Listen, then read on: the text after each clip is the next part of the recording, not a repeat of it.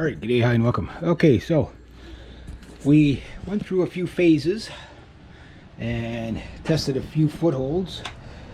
Some of these footholds might not make the cut.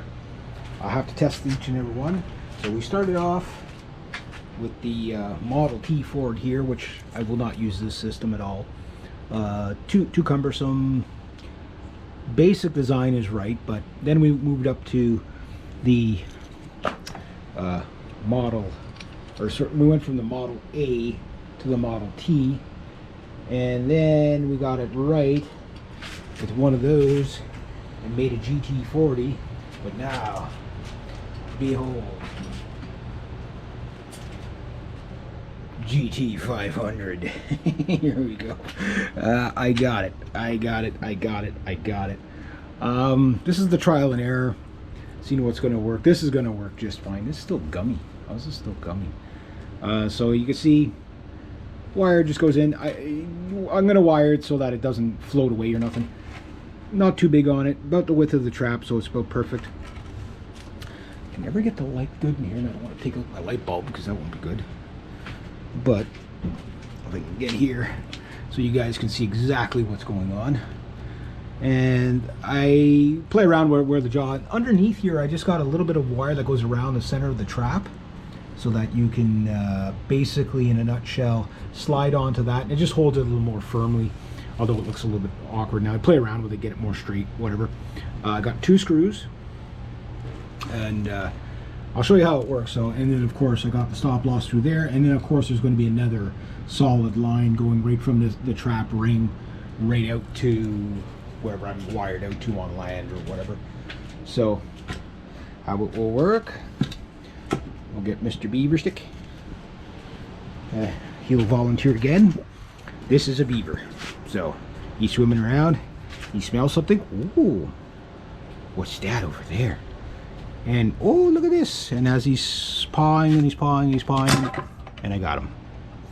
There we go. And then when he struggles and he pulls away, by the time he pulls that out of the mud, because I'm going to go about maybe 2 inches from driving in, about 2 inches. Could be driven in a bit further, but I think, you know, some trial and error. It's just that's the length of my chain. If I keep this system, I'd probably make a longer chain so I could drive it in further. But that's what I'm going to go with for now. But you see, and of course this is swiveling. Sorry, just to show you. So as he's fighting with that, another little thing, if you have some kicking around, if you got some springs, tie just a regular spring. Doesn't have to be super strong, but strong enough that they can flex it.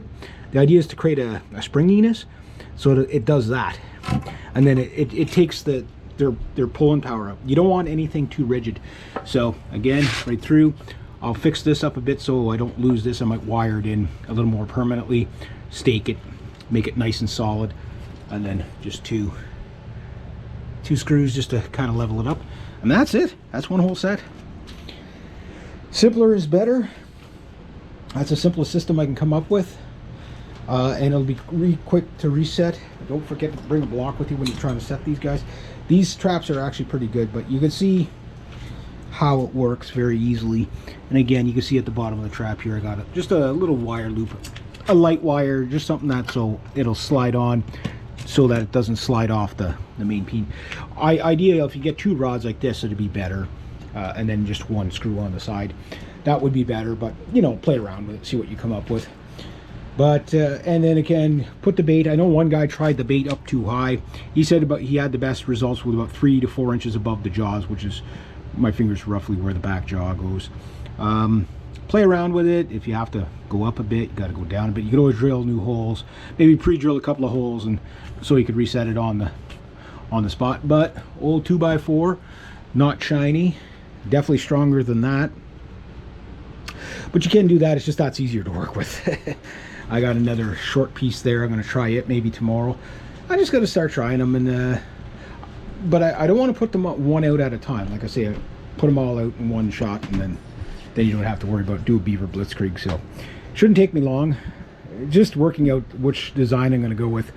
That's the part that takes the longest. And I got another bigger piece there. I'll use that one. So ideally, I'd like to have at least let's say from there, 3 to 4 feet underwater would be ideal. That way, while he's fighting with that, he's going to stay well under the ice, so he's not stuck to the bottom of the ice frozen when you go and get him out. And he's deeper, whatever, you'll have more of a struggle to get to the surface. There's no chance for him to get to the surface. The other last thing I might do, just to go overkill if I have the time to do it, if I can find a big rock or something, I'll just wire a rock right to the bottom of this right here, big ass rock, whatever. Or if there's a stick on the bottom, something like a wire, and just kind of hunker it down. Just, again, something that he can't break, and bring up something to weigh him down a bit. That's my goal anyway. So we'll see how this works. We won't know for a little while yet, because I probably, if I get them all done this week, I could probably start putting them in next week, because it's cold enough now that the fur's almost at peak, and whatever. But you know, really January 1st is more my, I want to get all my trapping done between January and February, when the furs are the best. That's my goal.